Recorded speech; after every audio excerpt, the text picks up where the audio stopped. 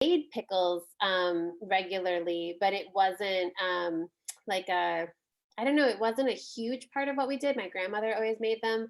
And so it's a nice thing to kind of think about all of those jars that we made growing up and ways to use them. So, um, yeah, I think that was all I was going to say to kick off the video. Laura, do you have anything before we get started? No, I was just telling Abra that probably my husband's favorite like recipe in Abra's cookbook, roughage, is actually the like pickle dressing. And so I started saving. We eat a lot of pickles at the Tui family, so I started saving the pickle liquid specifically to make the dressing. And Chris was like, "What?" Suddenly he was like, "Why do we have like 6 extra jars of?" And I was like, "Cause like we're gonna make some dressing." But anyway. The other thing, it's funny because I just remembered I got made fun of in high school one time because I had a jar of pickles and I drank some of the pickle liquid, and all of my friends were like so repulsed by it. But it's really delicious, and it's also really delicious in martinis. So like pickle liquid, and I mean, I generally make them with gin, but you can make it with vodka too. Or as like a pickleback for like margaritas or Bloody Marys or any of those sorts of things too. So we can Chris get into drinks it also after a run. It's got a lot of electrolytes in it that are really good for you. If you can handle it's kind of intense. Yeah.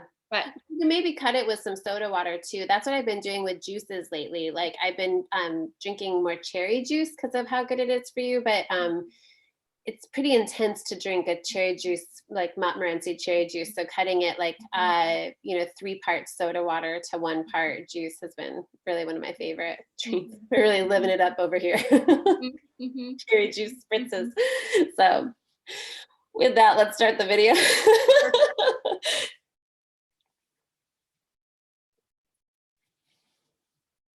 This meal tonight is my favorite. That is just like, I've come home from work, I'm super tired, I'm super hungry, I need to eat something, but if I eat takeout or if I get like just cheese and crackers, I know that I'm gonna feel bad. And so this is like a perfect meal for me for feeling really good at the end of it, but also not taking any time at all. So it's chickpea pancakes, which have several different names. There's soka, which is one term for it. That's usually the little individual pancakes. We're gonna make a version of it called farinata, which is the same mixture. It's just baked as one big pancake into the oven. And chickpea flour is literally just that. It's dried chickpeas that have been run through a mill the same way that wheat would be to make flour, or rice flour is made from whole grain rice. So that's all it is, and it's becoming more and more available. A lot of the grains and things like that that we're going to use are really more available now, especially at places, specialty grocers, something like Oriana, the Either One, or any place really, and you can order a lot of it online. And the nice thing about grains and incorporating more whole grains into your diet is that they don't require refrigeration to send them. So I always feel not great about having cucumbers come in from California because they're full of water, they're very perishable, they're very heavy, and they have to be transported in full refrigeration. So it's very energy intensive to send them.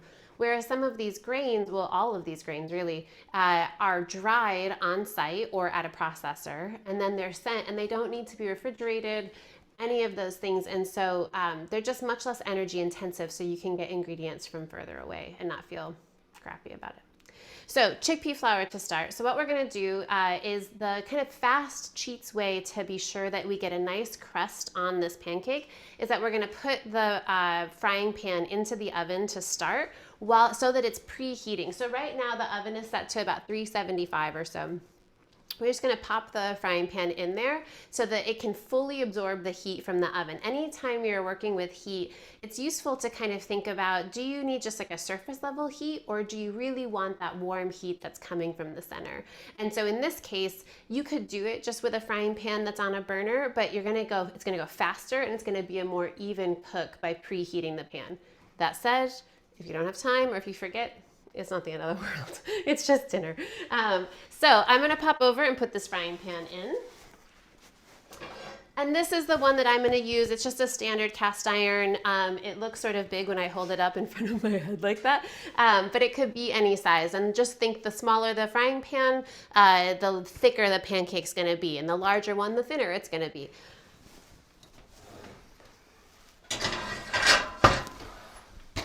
All right, so that's in the oven. And while we're talking about thicker or thinner, that's another thing to think about is that if you're ever in a pinch and you really need to get dinner going lickety split, the smaller or the thinner items are, the faster they're gonna cook. And you can think about it, it's pretty sensical. The heat needs to penetrate the entire ingredient. And so if it has more surface area or less density to try to get into, the faster it's gonna go. So say, for example, you wanna make a really fast soup, the smaller you cut the vegetables to get it into the pot, the faster that's gonna cook down and go together. If you have all day, you can put big chunks in and it'll slowly kind of render. But that's just something to think about if you're ever sort of in an urgent way.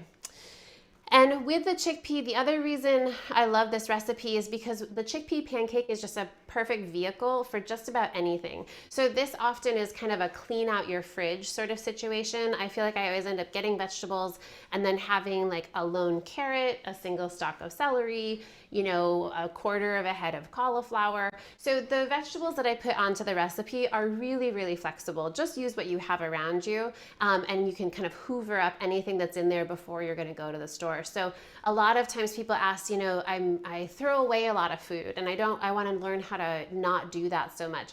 This is a great recipe for that because it will take all of the odds and ends out of the fridge so you can kind of clean it out and then go to the store. My best advice for people if they want to waste less food is don't go to the store. You can often find something to make out of your home kitchen and then you're not rebuying something or buying something that you're excited about while that thing that you were excited about last week kind of languishes in the back of the fridge.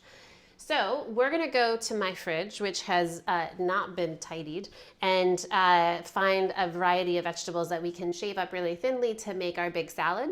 And then after that, we're gonna make a dressing, which again is my favorite, sort of like super fast, super easy.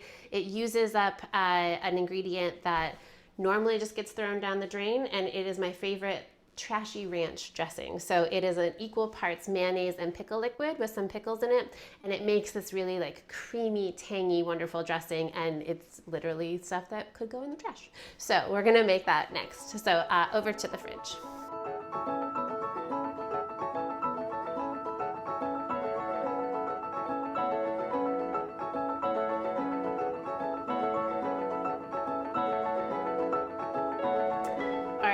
So to make the chickpea pancake, the first thing we're gonna do is get our chickpea flour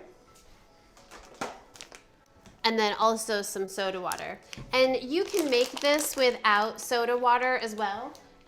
The soda water just takes the bubbles from it and gives it a little bit of a lift. And so it's not critical that that happen, but at the same time, it just makes it a little bit lacier.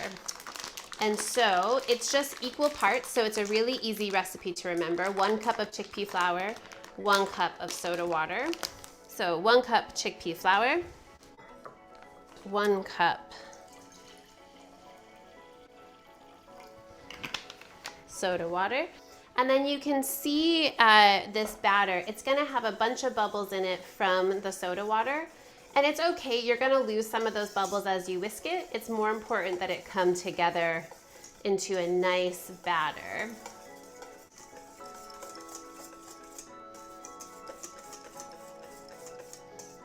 And then, like everything, we're gonna add a bit of salt. So the recipe calls for a specific amount. I usually just do kind of 1 big pinch. And this is Morton's kosher salt, which is a saltier salt than something like a diamond crystal. But you can use any salt that you have. So if you have a sea salt, that's great, whatever you're using normally. And then you can see with the batter, it's gonna be pretty thin, but really even, and you still get those bubbles. So that's when I would stop whisking.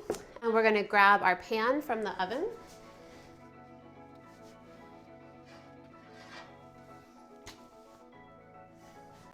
And pop it onto our burner.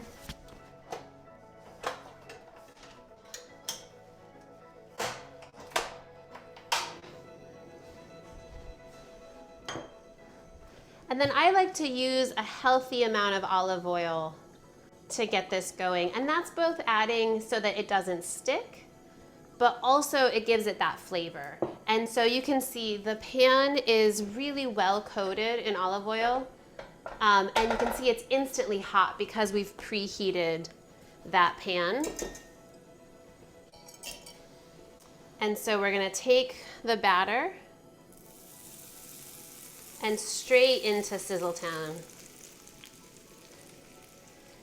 And without that volume of olive oil, you're not gonna get those lacy edges, which I think is really nice. So scrape it all in. You could also at this point top it with a little bit of cheese, if you had like some cheddar or something like that, and then just give it kind of a light swirl.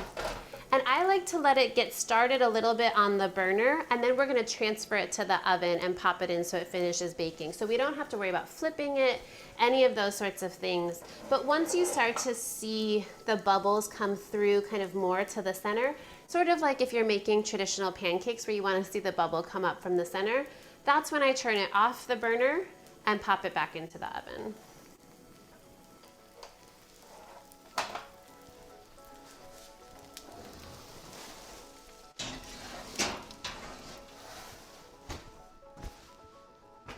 So we're gonna let that bake until it's cooked all the way through and it'll be nice and golden brown. There's not really a ton of urgency to it. If the only thing, you can't really overcook it unless it's gonna get a little bit dry. And so, you know, it can go in and chill out for a little bit, and you're just looking for that kind of all of the moisture to have been evaporated, which we'll show you in just a second. So from the fridge, I just found, again, this sort of random collection of different vegetables. And so we've got a stray head of cauliflower, we've got some herbs, a little bit of celery. Again, there always seems to just be one lone carrot in the mix in the fridge. So we've got that. And then my favorite for wintertime, and probably really ever, is red cabbage. It's like such a reliable vegetable to have. I think that this red cabbage has been in my fridge for probably 2 weeks, and it's perfectly fine. So we're gonna start with this one. Grab just a regular chef's knife. And I like to cut down the center of the cabbage, mostly because it just makes it, you know, so beautiful on the inside, and like really getting a chance to look at that and love it, especially when it's so dark and gray out and you have this bright pop of purple. Just love it. Peel off any exterior layers that are like floppy or weird, not really that many in this case. We're gonna go down the center just to make them thin enough ribbons and a nice enough shape that you can eat it. Sometimes if the ribbons are really long, it can be kind of like you're eating a bowl of spaghetti. And so I like to just go down the center, and then you're just using your knife to thinly shave them. If you had a mandolin or something like that, that would also be a great option. I, of course, left mine at work, and so do not have it at home. And then we'll just take all of these vegetables and pop them in to a big bowl. And so again, the composition of the different vegetables is fine. You could have cooked vegetables. So if you had, you know, a container of roast potatoes or something like that around, you could certainly chuck those in. Radishes, cucumber, you know, this is really wonderful in the summer. It makes a really fast summertime meal with cucumbers and tomato, green beans, any of it really. Head of cauliflower, probably my second favorite vegetable is cauliflower. Again, because it really holds in the fridge for a long time. So, you know, you can use it for really whatever you want. The leaves that come around the cauliflower are also edible. I like to slow cook those the way that I would kale or collards or something like that. But you can just throw them into a stew or into a braise or something like that. And again, for shaving the cauliflower, we're just taking it thinly down the side and trying to get nice big cross sections so that you're getting kind of these like wafer thin little trees that you can then have into the salad, and nothing so big that you can't eat it off of a single forkful. The other thing people ask me a lot is, how do you not make a mess when you're cooking? And honestly, some of it you can kind of see it is just sort of messy. It ends up on the table. So often having a bigger cutting board or a nice open space, so getting rid of anything that's kind of cluttering your view can be really useful for that. And also, it's just going to be a little bit of a mess, so you get used to cleaning. I think David Chang has said once, you know, to be a chef, you have to have sort of a maniacal love of cleaning. And it's true. It's like ends up breeding in you that you can kind of start to smell the dust that's like hidden behind the mixer or whatever it is. And the other way to mitigate food waste is just to eat everything. So, you know, you've noticed with the cauliflower, or the cabbage rather, slice all the way through to the core. The same with the cauliflower here. We've got a piece that could normally be thrown away. It tastes the same as the floret parts, it's just denser. So I like to slice it a little bit thinner even, or into smaller pieces so that the texture stays nice. And so something, you know, really thin, and then because that'll be kind of a big bite, maybe we'll just go through. And a salad like this is really about different textures. So we've done everything with a knife so far. We're gonna instead switch to the vegetable peeler for the carrot. And a lot of these odds and ends you can save for a stock or chucking into a stew. I'm gonna make some beans later on today, and so we'll save those carrot tops for that. But otherwise, if you have a compost or, you know, ideally you've got chickens or something like that, but, or just, like I said, throw them in the bowl. So for the carrot, I've already washed this carrot. It came from an organic farm. I'm not too worried about it, so I'm not gonna peel it. Most of the micronutrients in vegetables live very close to the skin. And so if you throw those away or compost them, you're also throwing that away and sort of wasting a part of this plant that you don't need to. So I just go straight in. So we'll pull the bowl up, and it's just cutting long ribbons. This is also a really nice technique for things like fennel. We could cut the celery this way. Any of these things that are cut this thinly, if you were to store them in water, they would get real frilly curls. Same for raw rhubarb. If you were to slice raw rhubarb this thinly and then soak it in some water overnight, it'll get kind of long frilly curls. But this is a fast dinner, so we don't have time for frilly curls, so we're just going straight into the bowl. And then eventually you'll get to a place where you have just this little kind of center nubbin, and that's when I would take that and just give it a once over with your knife.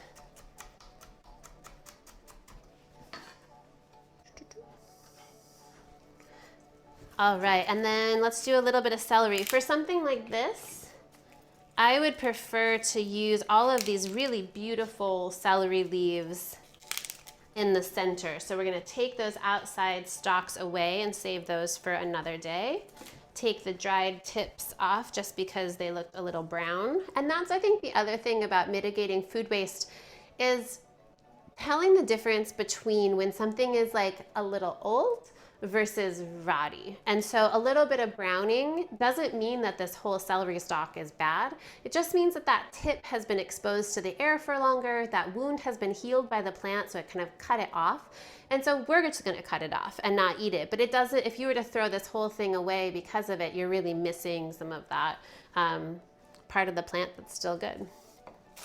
The things that I would look for rotty versus just a little wilty is if it smells swampy, if it feels slimy, if your body recoils from it, I wouldn't eat it. And you know, I sort of say that as a joke, but it's really true that our bodies have been deciding what food is healthy for us to eat since, you know, the state of nature, since we kind of walked out of the jungle and into, you know, created families together. So you can kind of trust that and trust your gut. And so if you can smell it and your body says, then listen to that, or heat it all the way through and then kind of go from there. So this is our salad so far. And we'll give it just a nice little toss, and you can see it's just going to be a really lovely collection of colors of kind of odds and ends that we found in the fridge.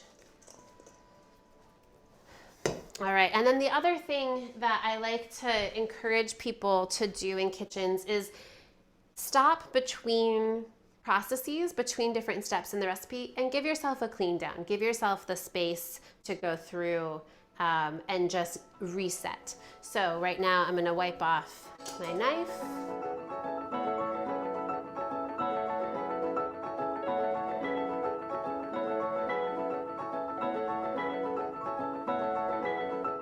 I'm gonna take a quick look at that chickpea pancake and be sure that I'm not burning it.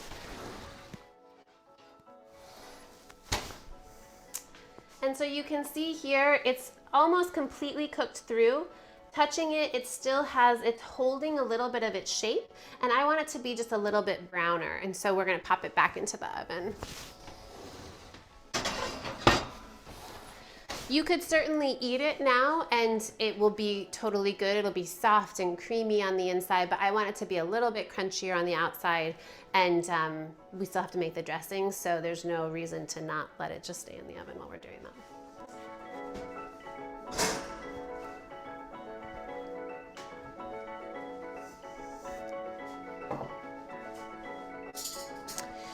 All right, so trashy ranch, here we go. So this is really straightforward. I'm gonna take an empty jar. You could use a Tupperware container. I often, most of the time, will use the mayonnaise container at the very end of it. After I've gotten as much mayonnaise out as I can, then I'll just throw the pickle liquid straight into it and shake it up in that, and then you're getting every last drop of that mayo. So this is, of course, because we go through some mayo at our house, a brand new jar. And you can use any kind at the store. This is Duke's. You can use Hellmann's. You can make your own, any of those sorts of things. And it's roughly equal parts. So let's say, man, mayonnaise is just not beautiful. Kind of hits the jar and plops in. So I don't say three scoops of mayonnaise. I'm sure that there's a specific amount that's listed on the recipe, and that's been tried and true, but so is just kind of looking at it and seeing. And then these are just a jar full of pickles. So we're gonna add roughly the same amount of the pickle liquid. And since you always wanna store pickles in their liquid, I'm gonna pull any pickles that were now above the liquid level, whoops, down, and just give them a rough chop. So we'll get them lined up. I suppose you could also use a pickle relish. You could use that jar for this too and get the last little bit of pickle relish. I would avoid any sweet pickles. So bread and butter pickles I think would be kind of weird in this. These are just a standard dill pickle.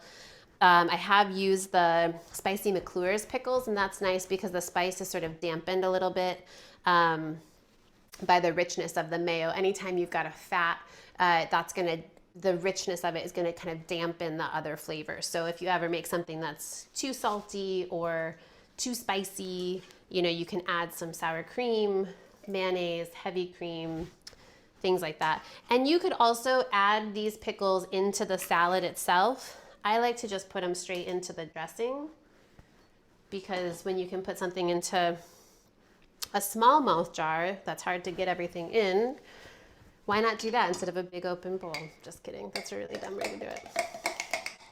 We're gonna give a stir just to lighten up the spoon. Put the lid on, and then just shaky, shaky. This is a really good thing if you have kiddos and you want to get them involved. Kids love shaking dressings. I don't have children, and so I have a fondness for shaking dressings, so I just do it myself. But it's a good way to get kids involved. And that's it. That's your dressing. And you can see it's creamy enough that it's coating the side of the jar, but it's liquid enough that it's going to be easy to drizzle over the top. And then this can just live in your fridge forever, basically. It doesn't really go bad. Like I said, if you have the end of a mayonnaise jar, you can pour that in. If you are a kimchi eater, kimchi juice is also really wonderful in this. Sauerkraut juice, anything that's really acidic like that. I have made a version of this with heavy cream, which is very decadent and rich, but it does not last as long. So I tend to go with this mayonnaise version of it. So the last thing we're gonna add is our herbs. And this can be, either omitted or include what you've got. This is just some stray parsley. And I've got a stray little bit, like a little nubbin of cilantro. So I'm just gonna take that. These have been rinsed already. Kind of a thin little shaving. And the nice thing about cilantro is that the stems are really tender. And so you can just go all the way through and include the bits of stem. So it's another nice way to not waste that last little bit. All right, chuck those into the salad. If you had, microgreens for some reason, really any herb, dill would be great with this. Tarragon, anything really is good. I would just be careful with the woodier herbs, something like rosemary, even oregano, thyme. Those are so much stronger than the kind of gentle herbs that I would be careful about adding too much of that at a time. I feel like it's rare to have something that has too much parsley or too much cilantro, unless you don't like cilantro, in which case any cilantro is unpleasant. The way I like to think about different herbs is that sort of like what we were talking about with the density of the pancakes, the gentle herbs tend to have really broad, sort of moisture-rich leaves. And so because it has that moisture in it, it's going to be a little less concentrated than something like thyme, which is so woody and so concentrated. And those flavors can get really medicinal. I think the only one that's sort of an exception to that is sage, which has a broader sort of more moisture-rich leaf, but can also get really medicinal and is sometimes not super palatable raw. So just kind of tasting and deciding what you want to add in, what you have available. Don't go to the store to buy some parsley for this, but if you have some in your fridge, it can be a really nice addition. Also, people tend to ask, I've got window boxes or I've got a garden space. I think that bang for buck, the best thing that you can plant in a small quantity are fresh herbs. They add so much flavor to your food. They're fairly expensive besides parsley and cilantro at the store. It's like $3 for the little 1/4 ounce container or whatever. And it's so pleasant to be able to just go out and snip a little bit of herbs and chop it up and put it into your salad. So if you have any space to plant them, spring is, a great time to start with that. You can also plant them in the middle of summer. You can bring them inside in the winter I've never had success with that, but I know people do. So that seems nice that they can do it. All right, so now we've got everything in place. I'm gonna pull the chickpea pancake out of the oven. We've got our salad ready to go. We won't dress the salad until the very last minute because as soon as salt or acid hits vegetables that are really moisture rich, like cabbage, like cauliflower, it's gonna just suck the moisture right out of it. And so you get that kind of like soupiness at the bottom of the bowl. For that reason, this is not a great recipe if you're like taking it to a picnic or if you're gonna have it for lunch the next day.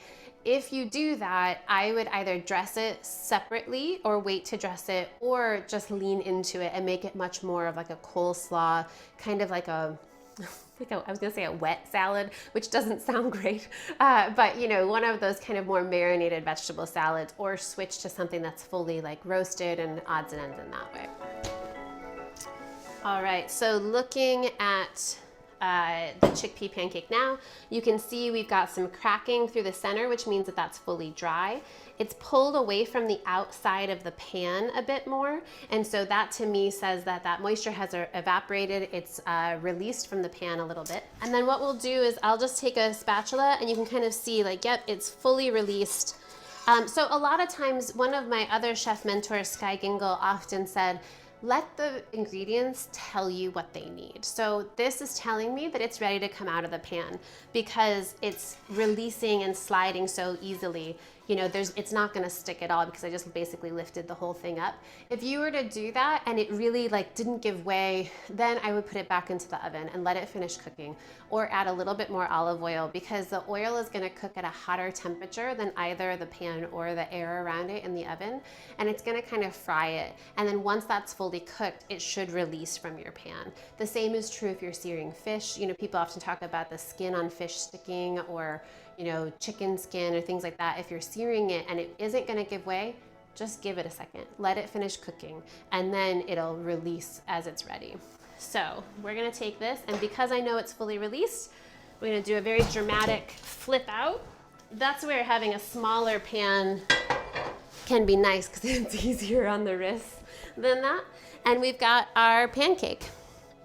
So we're gonna take this here and just cut it into wedges. And I don't know if you can hear that little crackling from the crust. That's my favorite part.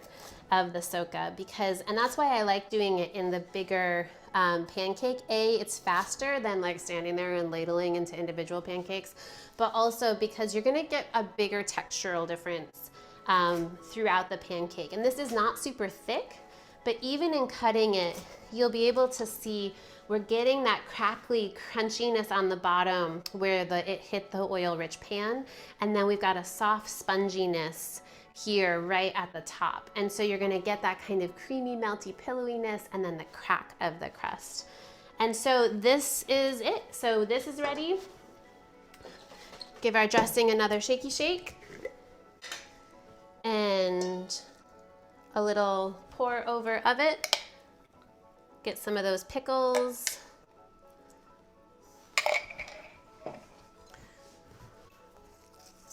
Sprinkle of salt.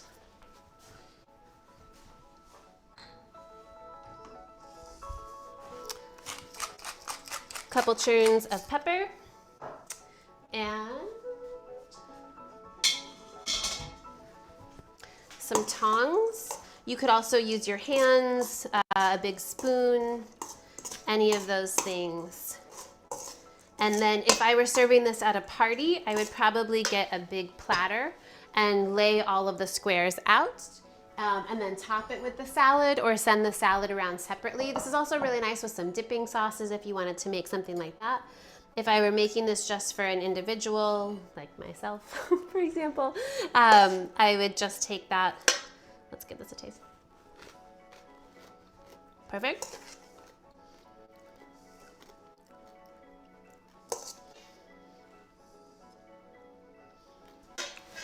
And then load it up. And so that is our dinner. And you could certainly add a handful of chopped nuts to the top. You could do a fried egg or a soft-boiled egg. You could do some sort of grilled or fish or meat if you wanted to. I think that we're all sort of obsessed with the amount of protein that we get, and we actually need a lot less protein than I think people think. There's a tremendous amount of protein in these pancakes because chickpeas are a legume, they're chock full of it, and so you're getting it in that. So you don't need to add any additional, especially if you were to put some cheese in too. But if you wanted it just because you want it, then great, it goes great with that sort of stuff. It's also really nice for a lot of times for quick dinners, we'll rely on something like canned tuna or canned mackerel, sardines, anchovies, any of those really like omega-3 rich fishes are perfect with something like this, you know, and just have those on the side and kind of soak it all up together. So that is our dinner.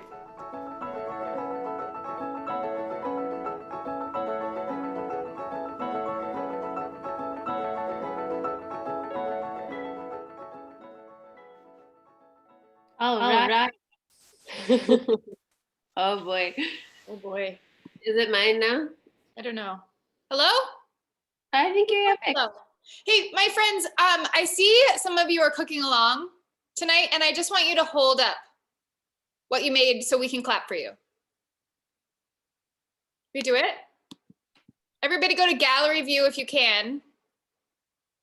I see at least 2 people who are cooking along. They have aprons. Yay, look at that, you did it! Yay! Hey, so I just have to say that one of my favorite parts of all of this is the chat. So this is like what makes it feel like we're all together is the chat. I love the stone soup comment. I love the science beakers comment. One thing that I thought about when you showed us your fridge, we have a new library book it's called like Chef's Fridges. Uh-huh. And maybe other people have it too, but it's really fascinating. It just like shows you the fridges of like, is it all condiments? It's very neat. And I also love that you said your specialty is taking things that don't sound. Oh yeah, it's funny actually. There's we have a big group text with a bunch of us who worked for Paul Verant at V Restaurant, and it like came up at one point that all of us like have had people say like, yeah, that didn't sound like it was going to be good, but I really liked it. And I was like, I think it's Paul's fault. I think Paul is like bad at naming dishes. And so it passed on to us as well. And yeah, it's funny because the dinners that we do at Grainer, people don't see the menus in advance, so it's just like you show up and you get what you get, and we mind dietary restrictions, but other than that, then there's always people that are like, yeah, that sounded like it was gonna be bad. It turned out it was my favorite. I was like, well, I guess it worked Like a out. side half compliment. Yeah. Totally, yeah. I love that. But I also love this swampy. If your vegetables make you recoil, then they're probably yeah. Well, and I think that's really true. A lot of times, like I think about that with sauerkrauts or any of those fermented things, and I really started thinking about it when I went down to Woodford Reserve and was smelling their mash for the bourbon mix, and it just smelled so enticing. And all of those things are passed on to us. They're in our DNA. I was talking with someone recently about how things that we adapt, they change our DNA, and then that's part of how we pass them on to our offspring. And so it's like it's really genetic, and it makes sense that there are these things that we have discovered that you know taste good or smell good, or you smell to if something is rotting and you shouldn't eat it. That was like a good way to help keep the species alive. So I think that you can trust yourself more than you think. And also tasting things, it's if it doesn't smell great, use that as your first thing. But if it smells sort of on the fence, like I always think about that with milk. Like my my husband, when we first started dating, would always be like, can you smell this milk? And I'd be like, why? And like you can smell it too. Or if you like taste a little bit of it, like it's unpleasant to have sour milk in your mouth, but it's like not the end of the world. And so there's very few things that can really kill you from the get-go, especially if you don't eat them in quantity. So I think giving it a smell, giving it a taste is always good. And you start to kind of develop that flavor memory. So like sauerkraut I was mentioning earlier, it's really easy to make if people are interested in fermenting vegetables. You just take most vegetables. I was always taught to do a 2% salt by weight. So if you had, you'd weigh it, and if you had 10 pounds of cabbage, then you would have, well, it's easier to do it in grams because it's easily divisible. But if you had 100 grams of cabbage, then you would put 2 grams of salt in, toss it together, and then let it sit and ferment. And it will always taste a little bit different based on the bacteria that is affecting it. And so some flavors are better than others, but on the whole, if it goes like really wrong, you'll know. And it's good to kind of probe those edges a little bit so that then you kind of have a sense, I guess. But yeah. Let's see. Some folks were asking about your book, and I said that all 4 of the libraries in the county have your book, Roughage. And then also I reached out to a couple of local bookstores, and Cottage Books, Leelanau Books, and Brilliant Books in Traverse City. They all have it. And if you're not in Leelanau County, they'd love to sell it to you and send it to you.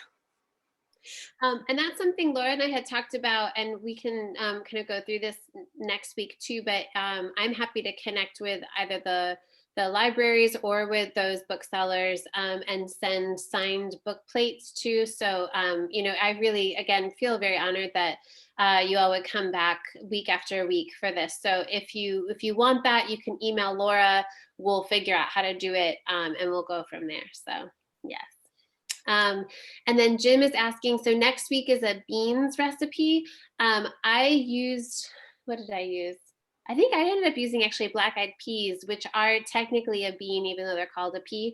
So I use black-eyed peas, but you can really use anything. I would say the only one to avoid would be black beans, because it tends to make the sauce that we'll make kind of inky. But otherwise, like any sort of like cannellini, Great Northern white bean, a red bean would be fine too. You could even do chickpeas or even lentils. I've made that recipe with lentils too, and it's great. So, but yeah, any type. Oh, now I see folks eating. Oh, good. That's always a good sign. Great. Well, I think we maybe got to answer all of the questions today. All right. Again, I just really love the chat.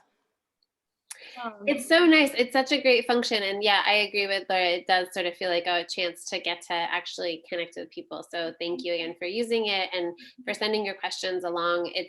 I think we're all sort of starved for getting to interact. And I know for me personally, I miss cooking food for people and sharing it with them in the room. And so this is as close as we've gotten in quite a while. But yeah, thank you for doing it.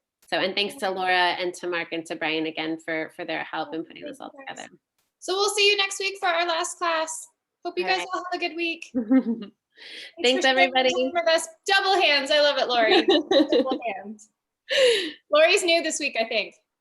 So glad you joined us. Yeah. Thanks, guys. thanks for Bye. coming. Nice to see you all. Bye.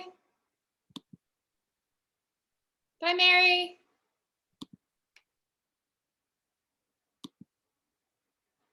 Bye, Donna Stowe.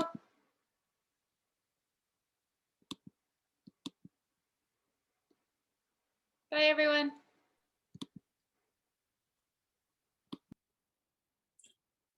I'm not sure what the echo was. I'm glad I was able to figure it out.